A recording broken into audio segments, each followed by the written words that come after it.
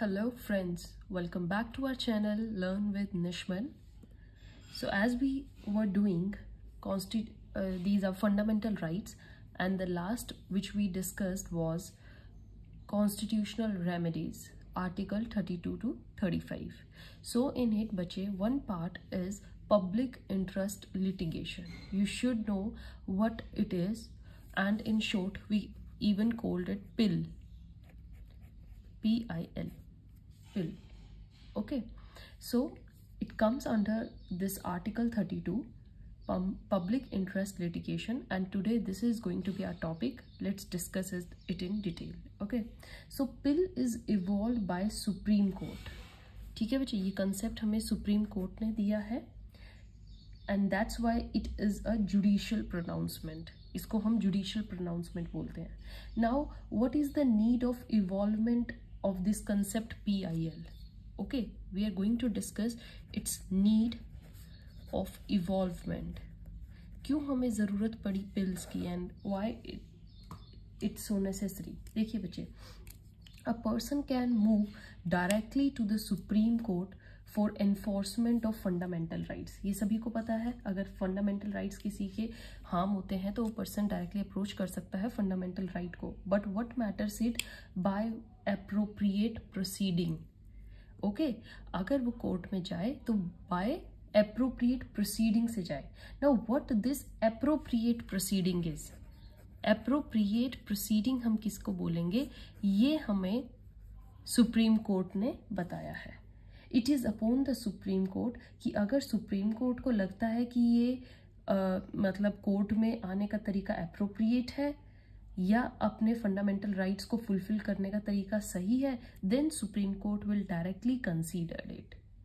All right, so it is the duty of the Supreme Court to evolve new mechanism for the protection of fundamental rights. So इसके पीछे इसकी evolvement के पीछे जो need थी बच्चे, that was protection of fundamental rights. समझ में आया? Because our Supreme Court is the final interpreter of fundamental rights and is considered guardian and protector of fundamental rights. We even discussed when I told you about article 32 that 32 states that Supreme Court is our guarantor and protector of fundamental right. So it is the prime duty of our judiciary to evolve some new mechanism if court think for the protection of fundamental right. देखिए, ऐसा नहीं है कि अभी in even coming future, if there is a need arise that something more is to be done for the protection of fundamental rights, तो supreme court के साथ को एक न्यू मेथड के साथ आना पड़ेगा. और ये भी हमारी पब्लिक इंटरेस्ट लिटिगेशन भी एक इवॉल्वमेंट ही थी जब ये रियलाइज हुआ सुप्रीम कोर्ट को that it is very necessary to protect the fundamental rights of the citizen. That's why after that एक नीड अराइज हुई प्रोटेक्शन ऑफ, और तब ये मैकेनिज्म इवॉल्व हुआ. दिस मैकेनिज्म समझ में आया बच्चे? So the concept of traditional locus standi, पहले हमारा क्या कंसेप्ट होता था? Locus standi.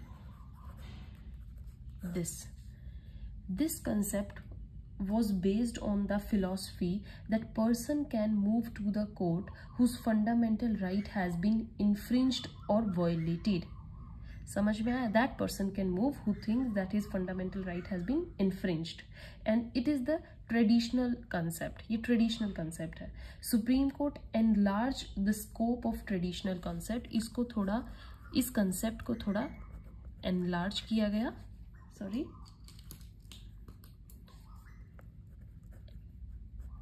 enlarge किया गया बच्चे. And then concept of locus standi by the introduction of, इसको किससे enlarge किया? By evolvement of concept of public interest litigation. The locus standi is given to the person who is acting in bona fide. अब ये even दो उस, देखिए यहाँ पर क्या था? To the particular person जिसके खुद के rights harm हुए हो. But it is to any person, right, who is acting bona fide.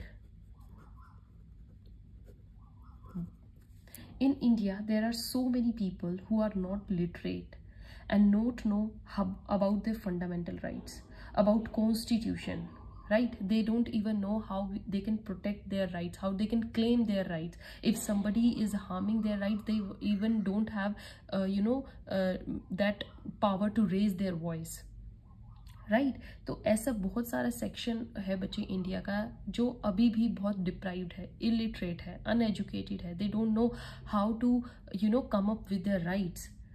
सो ऐसा इसलिए अगर उनके फंडामेंटल राइट्स वोलेट हो भी रहे हैं, उन्हें पता ही नहीं है.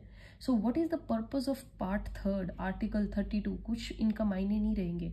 सो there are so many social, geographical, economic issues. तो उन लोगों का फंडामेंटल राइट्स को सिक्योर करने के लिए PIL इंट्रोड्यूस किया गया था. समझ में आया? It is for those people who don't know how to come up with their fundamental rights. They don't know how to raise their fundamental rights, how they can claim for that. That's why to give the feeling of that security, this concept evolved. अब बच्चे क्या हुआ, इसके बाद एक case आया, that is SP Gupta versus Union of India, right? ये case आया, इसको हम जज ट्रांसफर केस भी बोलते हैं, रिमेंबर दैट.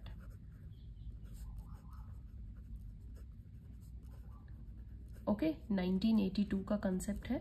इस केस में क्या था बच्चे, आफ्टर दिस केस, राइट, जो ये पिल लिटिगेशन आई, ये पिल इवॉल्वमेंट हुई, एक स्कीम लेकर आई सुप्रीम कोर्ट, इसका इस केस के थ्रू बहुत अपोजिशन हुआ, राइट? इसके खिलाफ बहुत लोग आए कि कोर्ट में अगर ऐसा हुआ तो कोर्ट में there will be over flooded, court will be over flooded with so many litigations. So इसका मिसयूज हो सकता है. Might people use it for their own vested interest. समझ में आया? तो मतलब अगर हर कोई पिल करेगा, कोई किसी के खिलाफ किसी के लिए आवाज उठाएगा, कोई किसी के लिए, एंड दिस सो मैनी, तो बहुत सारे केसेस इकट्ठे हो जाएंगे, राइट? सब तब सुप्रीम कोर्ट ने 1992 में, 1982 में आया, 1992 में सुप्रीम कोर्ट ने कुछ गाइडलाइंस दी, ठीक है, इसको कर्ब करने के लिए कुछ guidelines the. Through which case? Janata Dal versus HS Chaudhary. याद रखिएगा बच्चे, जनता दल वर्सेस HS चौधरी. तो इस केस में क्या बोला गया, इस केस के through guidelines I that first guideline was litigation filed must be in the interest of public. जो भी आप लिटिगेशन फाइल करोगे वो किस में होनी चाहिए? Interest for public, right?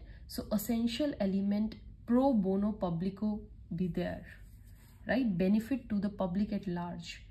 Second is burden of proof will be on the petitioner to prove the public interest. जो ये interest होगा इसका proof भी किसको दिखाना है? petitioner को ही दिखाना है that I am doing this या I am filing this case for interest of public.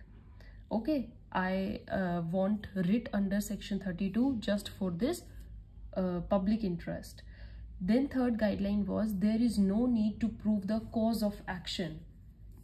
Okay, right? आपको ऐसे कि आपको ये कहने की जरूरत नहीं है मैं इस चीज़ से अफेक्ट हुआ हूँ इसलिए मैं ये कर रहा हूँ, या मेरे को ये चीज़ ठीक नहीं लग रही मैं इसके खिलाफ हूँ. No no no, no need, right? After then बच्चे the case comes that was MC Mehta versus union of India, right? ये बहुत इंपॉर्टेंट केस है, ठीक है? इस केस में क्या होता है, देखो जो बच्चे मैं आपको केसेस लिखवाती हूँ ना, इनको खुद भी एक रीडिंग देना, क्योंकि इनमें गाइडलाइंस लिखी होती है. सुप्रीम कोर्ट बहुत अच्छे वर्ड्स के साथ उसको और इलेबोरेट करते हैं सिचुएशन को, राइट? तो अब ये जो केस था MC Mehta versus union of India, इसमें क्या था? MC Mehta raise several social topics, social topic बताए which later on become laws. इन्हीं के थ्रू लॉज बने.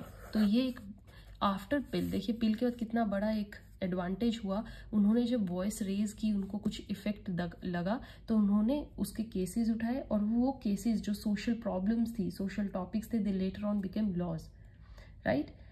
समझ में आया? तो MC मेहता ने क्या था, he filed PIL for several causes, right? Though he was not personally affected, हर सोशल कॉज के लिए वो पर्सनल अफेक्टेड नहीं था, still he filed and then they become laws.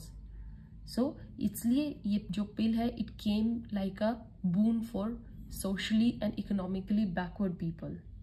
Still आज भी कुछ लोग ऐसे हैं जो for their vested personal interest PIL this public interest litigation को फाइल कर देते हैं to affect others interest, right? मतलब उसका मिसयूज करते हैं. इस तरह से पिल का मिसयूज होने लगेगा. तो सुप्रीम कोर्ट ने कहा if any pill found to be forged fabricated, right उन्होंने इसका एक और बढ़िया चीज़ दी कि if any PIL found to be fabricated, मतलब अगर वो सुप्रीम कोर्ट को लग रही है that somebody is filing it for just for their personal interest, right, and there is no public interest in it, तो with the intention and ultimately it is not in the public interest, then court will impose very high cost. बहुत बढ़िया हुआ था ये चीज that they will impose a high cost on the petitioner, right.